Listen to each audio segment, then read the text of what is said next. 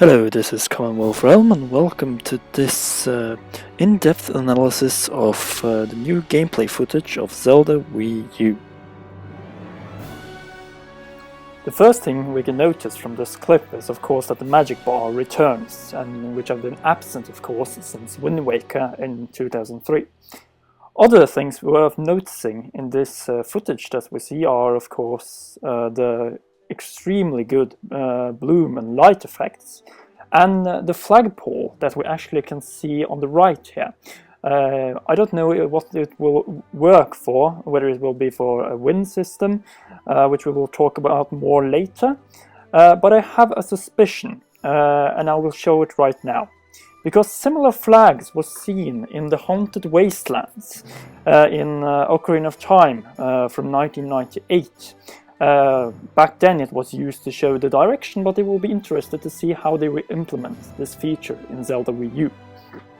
So, the next thing that we can notice is that Link is in fact able to run without draining a stamina meter, which is unlike Skyward Sword.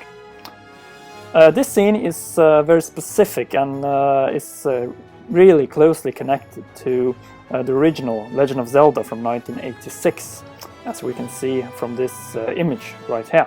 Anuma has several times stated that Zelda Wii U is heavily inspired by the game physics and the mechanics of the first original Zelda game. The next scene we are witness to is the seamless living, breathing open world which was promised us during E3 of 2014 and which we now see is becoming a reality. As previously mentioned, the world is incredibly detailed, and as we look at this footage from E3, we can see that the light and bloom effects are on a completely next-gen level. The next thing worth noticing is that we will in this game be able to zoom in using a binocular and using this to put down beacons, which we will return back to. But one thing worth mentioning is also that Link still has his ponytail, which was presented in the footage during E3 of 2014. Another thing worth noticing are these lookout towers, and they look really similar to the ones we saw back in Wind Waker, where you could fight bokoblins.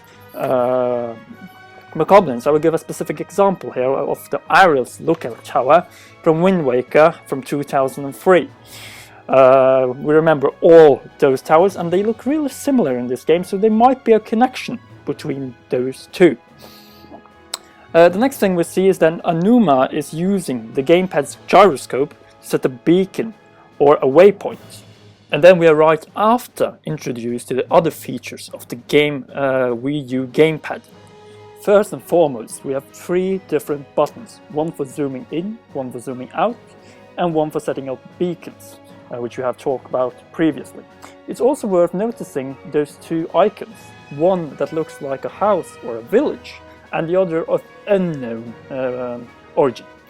In the lower right corner of the gamepad, it appears to be an inventory switch button. There is also a compass, a battery sign, and what appears to be an in-game clock, since Miyamoto stated that it is close to sunset.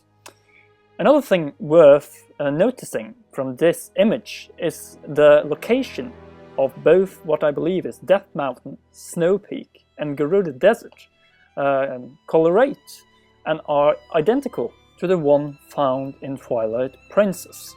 And talking about Twilight Princess, here we have a map of Hyrule in Twilight Princess from 2006. And what we see is that both Snow Peak, Death Mountain, Lake Hylia and Gerudo Desert are in the exactly same position as on the map on the Wii U gamepad. We see that this world is humongous and will be comparable to other adventure open world games such as the Elder Scrolls Skyrim and the upcoming Witcher 3 Wild Hunt. This game, similar to Zelda Wii U, will feature a huge, seamless open world with different kingdoms. And what appears to be similar gameplay mechanics. Back in Hyrule, we are witness to the sunsets. The next question is, how are we going to get down to our beacon? There are a lot of possibilities, and one of them is the sailcloth, which is returning back from Skyward Sword. It's interesting to see how the sailcloth work in this game, because it's more similar to the deck leaf from Wind Waker, and whether it will be impacted by wind currents. It is worth noticing that the sailcloth does not drain magic. In addition, the question arises if the sailcloth is connected to Skyward Sword or not. In this next scene, we can see that Link has moved down from the cliff into a new area where it appears to be a lake and some vines, which we can see on the right side, and which you will most likely be able to climb up in the game. Coincidentally, this is the exactly same point where the second icon was marked on the Gamepad map. Next, we see Link running beside a torch before we reach Epona, which we haven't seen since Twilight Princess in 2006.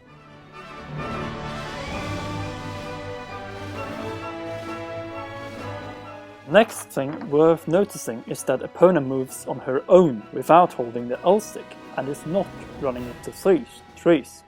As Aonuma stated, real horses do not run into trees very often. You can also see that Link still does not have his traditional green tunic and is still wearing a hood. At the same time, I of course have to mention how detailed this grass is. Epona carries Link's inventory, but will this mean that some items will only be available when riding Epona? This same question was asked several times by other people after seeing the first reveal trailer of Zelda Wii U during E3. We have still not gotten any explanation on how this will work. Link is once again right-handed. Could this be because there will be some motion controls introduced in this game, and whether this Link is somehow connected to Link in Skyward Sword? Could this be a sequel to Skyward Sword? Horseback combat with sword and bow and arrow and shield is back from Twilight Princess.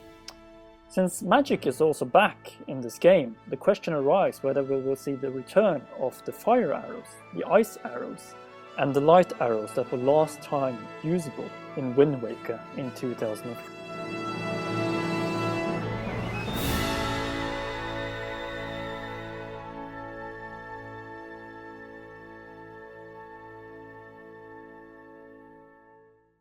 In this next scene, Shigeru Miyamoto mentions that they're growing apples from these trees, and that these apples are actually eatable.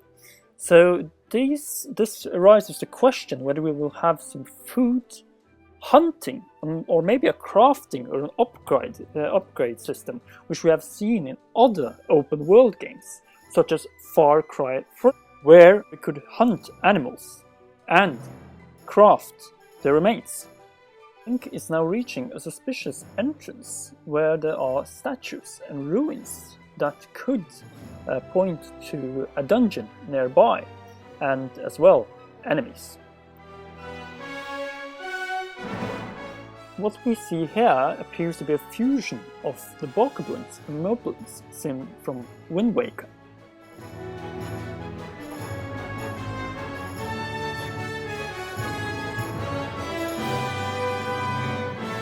It appears that when you hit them with an arrow in the right spot, you get a metallic sound. This worries me a bit, since traditionally a metallic sound comes when you miss a target. A new addition is that enemies in Zelda Wii U appear to have a health bar, which was also implemented in Wind Waker but required the hero's charm in order to be visible.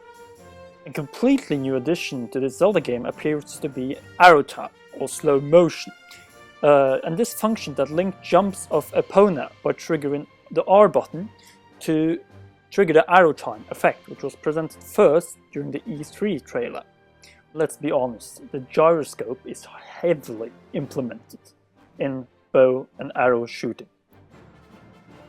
In this next scene we see Link riding Epona, while Eiji Onuma asks Shigeru Miyamoto how progress is going on the new Star Fox game. Miyamoto replies that the Star Fox game is coming in 2015 and it's coming before Zelda Wii U. But before that again, Majora's Mask 3D will be released in spring 2015.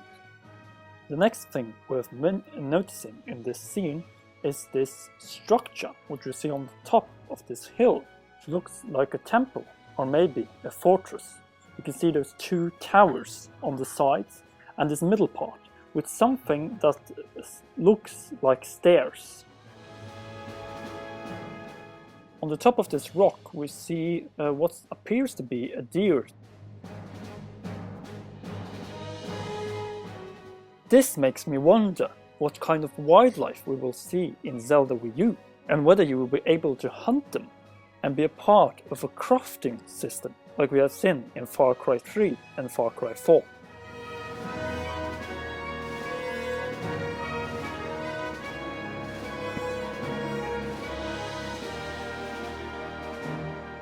Last thing worth noticing are those wild horses galloping along Link and opponent.